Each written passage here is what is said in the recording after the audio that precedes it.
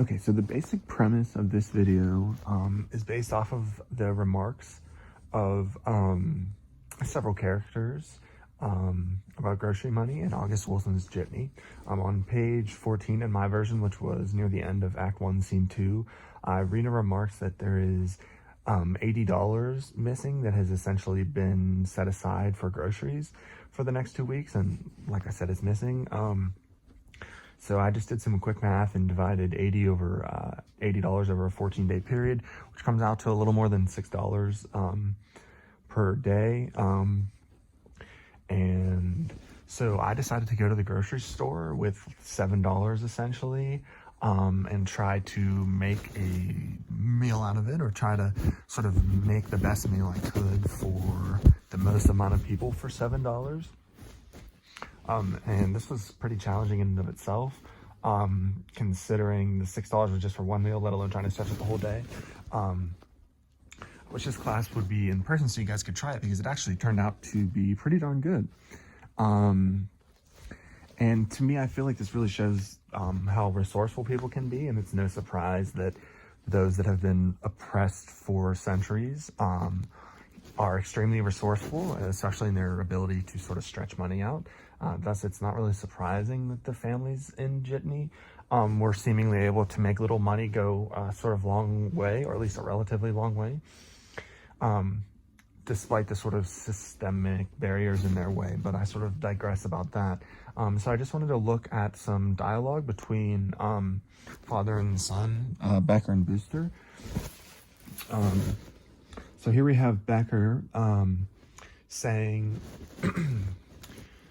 "So you doing all right?" To his father, Booster says, "I don't know, I've been around. I don't know what to think. People going everywhere, all up and down, dogs and cats, airplanes, ba ba ba ba ba." Becker says, "What are you going to do with the rest of your life now that you've ruined it?" Booster says, "Hey, Pop, I just stopped by to say hi, see how you're doing." And then Becker says, "Can't get no job? Who's going to hire you? You got a mark on you a foot wide. They can see you coming. You just threw your life, you just took your life and threw it away like it wasn't worth nothing."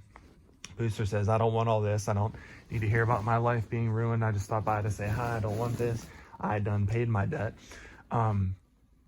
Becker's saying, "I don't even know where your debt begins." And Booster furthers by saying that he doesn't know where it ended, and he thinks it ended after he did his 20 years. Doesn't owe anybody anything.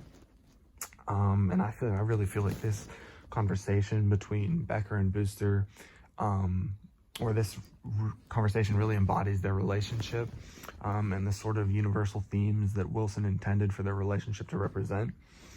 In my opinion, the manner in which systemic racism in the justice system, and just in general, but particularly in the justice system in this case, has affected their lives, parallels many of the tragic stories that thousands, if not millions, of Black men have sort of gone through throughout the history of this country, but particularly in the last sort of 200, 300 years.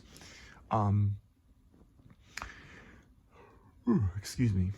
And so while we can kind of see Becker throughout the text doing his best to be his good father, Booster was on his own in many ways. And the relationship is really, in my opinion, quite heartbreaking.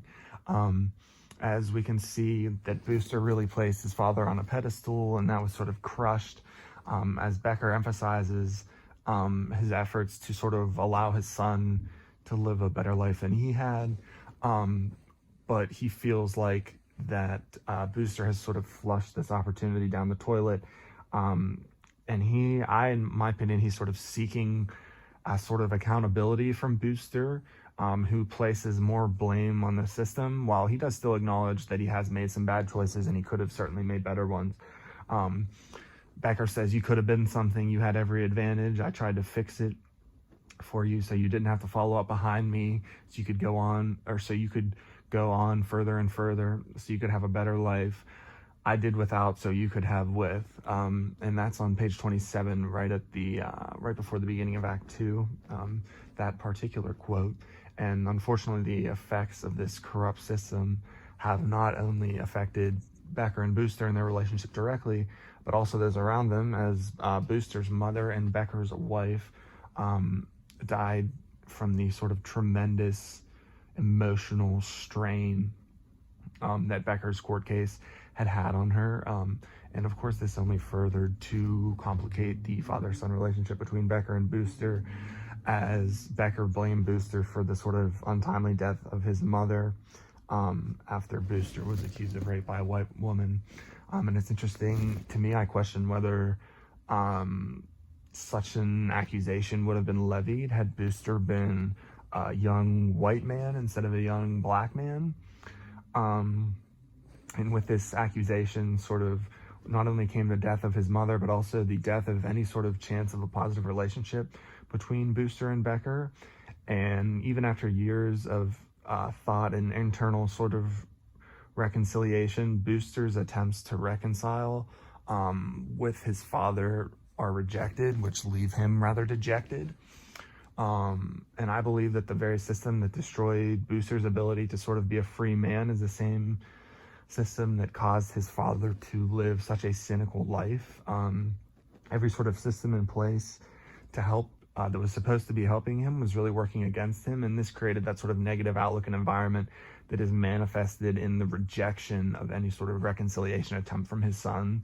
And sadly, not only did the system destroy the life of Booster, but it also sort of turned his father into a cynical grouch and also more or less killed his mother.